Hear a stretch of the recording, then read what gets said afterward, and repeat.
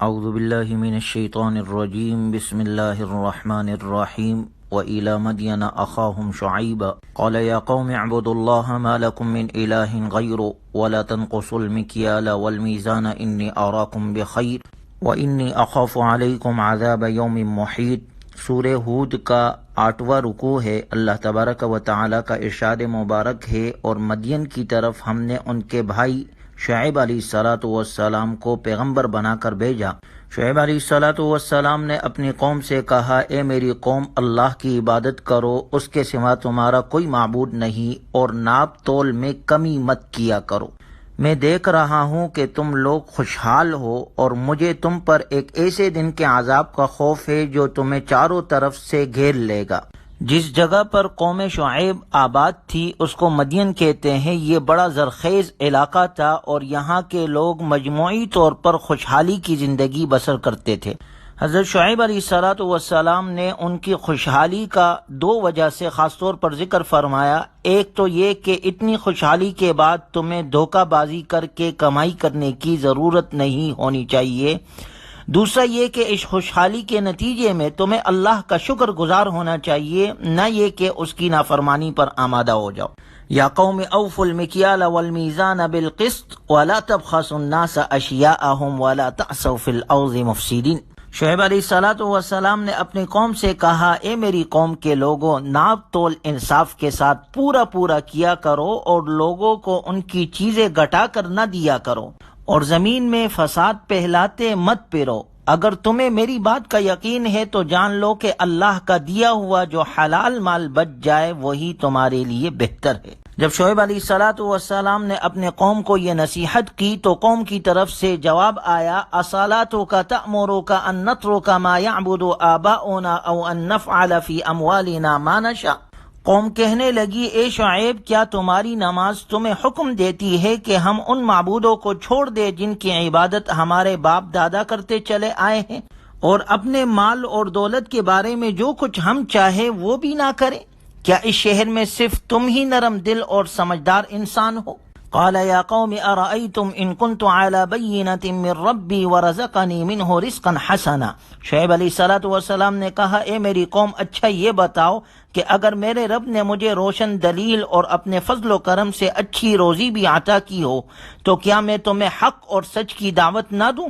وما اريد ان اخالفكم الى ما انهاكم عنه ان اريد الا الاصلاح ما استطعت وما توفيقي الا بالله علیہ توکلت والیہ انیب۔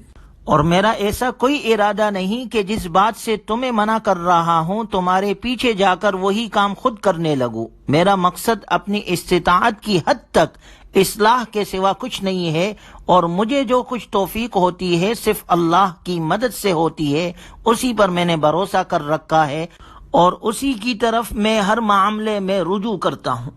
اور اے میری قوم، ضد میں آ کر کوئی ایسی بات نہ کر بیٹھنا جس کی وجہ سے تم پر ویسے ہی مصیبت آ پڑے جیسے مصیبت قوم نوح، قوم ہود یا قوم صالح پر آ پڑی تھی، اور قوم لوط کا زمانہ بھی تم سے زیادہ دور نہیں ہے۔ وَاسْتَغْفِرُوا رَبَّكُمْ ثُمَّ تُوبُوا إِلَيْهِ إِنَّ رَبِّي رَحِيمٌ وَدُودٌ۔ تم اپنے رب سے معافی مانگو، پھر اس کی طرف رجوع کرو، یقین رکھو کہ میرا رب بڑا مہربان، بہت محبت کرنے والا ہے۔ حضرت شعیب علیہ السلام نے اپنے قوم کو دعوت و توحید اور اجتماعی زندگی دونوں کی اصلاح پر حکم دیا۔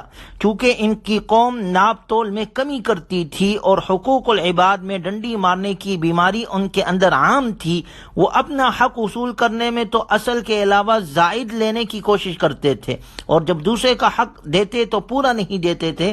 جیسے ناپ تول میں کمی مدین والوں کے لیے حرام تھی، مسلمانوں کے لیے بھی حرام ہے۔ قرآن کریم میں اللہ تبارک و تعالی کا ارشاد ہے، وَيْلٌ لِّلْمُطَفِّفِينَ الَّذِينَ إِذَا اكْتَالُوا عَلَى النَّاسِ يَسْتَوْفُونَ وَإِذَا كَالُوهُمْ أَو وَّزَنُوهُمْ يُخْسِرُونَ۔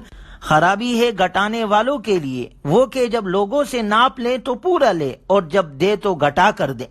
یعنی ناپ تول میں کمی کرنے والا، لوگوں کے حقوق ادا نہ کرنے والا، کاروبار میں ڈنڈی مارنے والا۔ جس طرح قوم شعیب میں یہ بیماری پائی جاتی تھی، یہ نقص پایا جاتا تھا، ان کی وجہ سے جب وہ اس عمل سے باز نہیں آئے تو اللہ تبارک و تعالی نے ان پر عذاب نازل کیا اور وہ سب کے سب ہلاک ہو گئے۔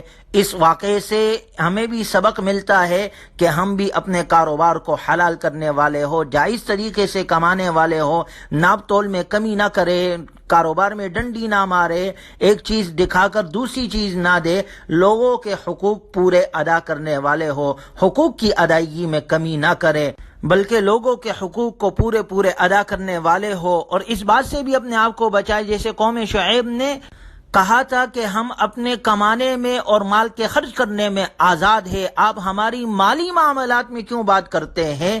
یہ تو کافروں کا عقیدہ ہے۔ مسلمان تو مال کمانے میں بھی پابند ہے اللہ کے احکامات کا، اور مال خرچ کرنے میں بھی اللہ کے احکامات اور نبی کے طریقے کے مطابق وہ خرچ کرے گا۔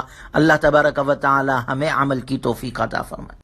90 رکوع میں اللہ تبارک و تعالی نے حضرت موسیٰ علیہ السلام کا واقعہ ذکر کیا اختصار کے ساتھ۔ وَلَقَدْ أَرْسَلْنَا مُوسَىٰ بِآيَاتِنَا وَسُلْطَانٍ مُّبِينٍ إِلَىٰ فِرْعَوْنَ وَمَلَئِهِ فَاتَّبَعُوا أَمْرَ فِرْعَوْنَ وَمَا أَمْرُ فِرْعَوْنَ بِرَشِيدٍ، کہ ہم نے موسیٰ علیہ السلام کو بھی اپنی نشانیاں اور روشن دلیل دے کر فرعون اور اس کے سرداروں کے پاس بھیجا، مگر وہ کفر پر اڑے رہے۔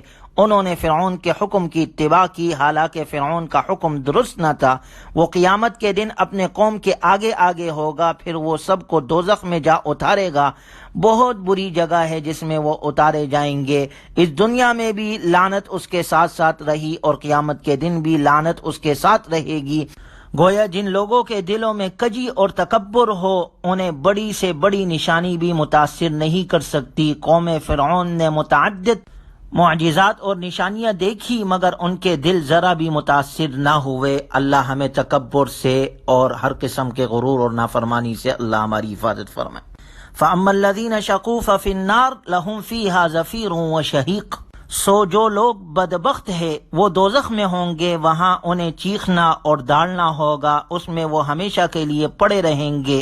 وَأَمَّا الَّذِينَ سُعِدُوا فَفِي الْجَنَّةِ خَالِدِينَ فِيهَا مَا دَامَتِ السَّمَاوَاتُ وَالْأَرْضُ إِلَّا مَا شَاءَ رَبُّكَ عَطَاءً غَيْرَ مَجْزُوزٍ، باقی رہے وہ لوگ جو نیک بخت ہیں، ان کی جنت میں سکونت ہمیشہ کے لیے ہوگی، یعنی کافر ہمیشہ کے لیے جہنم میں اور مؤمن ہمیشہ کے لیے جنت میں رہیں گے۔ اللہ ہمیں جنت الفردوس نصیب فرمائے۔ وَأَقِمِ الصَّلَاةَ طَرَفَيِ النَّهَارِ وَزُلَفًا مِّنَ اللَّيْلِ إِنَّ الْحَسَنَاتِ يُذْهِبْنَ السَّيِّئَاتِ ذَلِكَ ذِكْرَىٰ لِلذَّاكِرِينَ، اے میرے حبیب دن کے دونوں سروں پر یعنی صبح اور شام اور رات کے کچھ حصے میں نماز پڑھا کریں، اس میں شک نہیں کہ نیکیاں برائیوں کو دور کر دیتی ہے۔ یہ ان لوگوں کے لیے ایک جامع نصیحت ہے جو نصیحت قبول کرتے ہیں۔ وَاصْبِرْ فَإِنَّ اللَّهَ لَا يُضِيعُ أَجْرَ الْمُحْسِنِينَ، اور مخالف حالات پر صبر کیجئے کیونکہ اللہ تعالی نیک لوگوں کا اجر ضائع نہیں کرتا۔ گویا صبر مومنوں کے اوصاف میں سے ایک خاص وصف ہے، اور اللہ تعالی صبر کرنے والوں کو بے یار و مددگار نہیں چھوڑتا۔ وَكُلًّا نَقُصُّ عَلَيْكَ مِنْ أَنْبَاءِ الرُّسُلِ مَا نُثَبِّتُ بِهِ فُؤَادَكَ وَجَاءَكَ فِي هَذِهِ الْحَقُّ وَمَوْعِظَةٌ وَذِكْرَىٰ لِلْمُؤْمِنِينَ، اور سورت کے آخر میں اللہ تبارک و تعالیٰ کا ارشاد مبارک ہے کہ انبیاء کرام علیہم السلام کے ان واقعات میں سے یہ واقعات ہم آپ علیہ السلام کے سامنے بیان کرتے ہیں، جن کے ذریعے سے ہم آپ کے دل کو تقویت دیتے ہیں، اور ان واقعات کے ضمن میں آپ تک حق بات بھی پہنچ گئی اور ایمان والوں کو نصیحت اور یاد دہانی بھی حاصل ہو گئی، جیسے سورہ ہود میں اللہ تبارک و تعالی نے حضرت نوح علیہ السلام کا، حضرت ہود علیہ السلام کا، حضرت صالح علیہ السلام کا، حضرت ابراہیم علیہ السلام کا، حضرت لوط علیہ السلام کا، حضرت شعیب علیہ السلام کا، حضرت موسیٰ علیہ السلام کا، ان تمام انبیاء اکرام علیہم السلام کا ذکر کیا، اور ان کی جو قومیں تھی جو ان میں نافرمانیاں پائی جاتی تھی، ان پر عذابات آئے، اس کا ذکر کیا تاکہ لوگ اس سے عبرت حاصل کریں، نصیحت حاصل کریں، اور آخر میں آپ علیہ السلام کا ذکر کیا۔ تسلی دینا مقصود تھی کہ اگر یہ مشرکین آپ کی مخالفت کرتے ہیں تو یہ قوموں کا پہلے سے سلسلہ چلا آ رہا ہے، اور مسلمانوں کے لیے بھی اس میں حکم ہے کہ اپنے نبی کی تعلیمات کو اپناؤ، دین کے اعتبار سے اگر کوئی تکلیفیں آئے تو اس پر صبر کرو اور نیک اعمال کرتے رہو، کیونکہ ان الحسنات یذہبن السیئات، نیکیاں جو ہے وہ برائیوں کو ختم کر دیتی ہے۔ اللہ تبارک و تعالی ہمیں قرآنی تعلیمات پر اور نبی صلی اللہ علیہ وسلم کے سنتوں کے مطابق اپنی بقیہ زندگی گزارنے کی توفیق عطا فرمائے۔ وآخر دعوانا الحمد للہ رب العالمین۔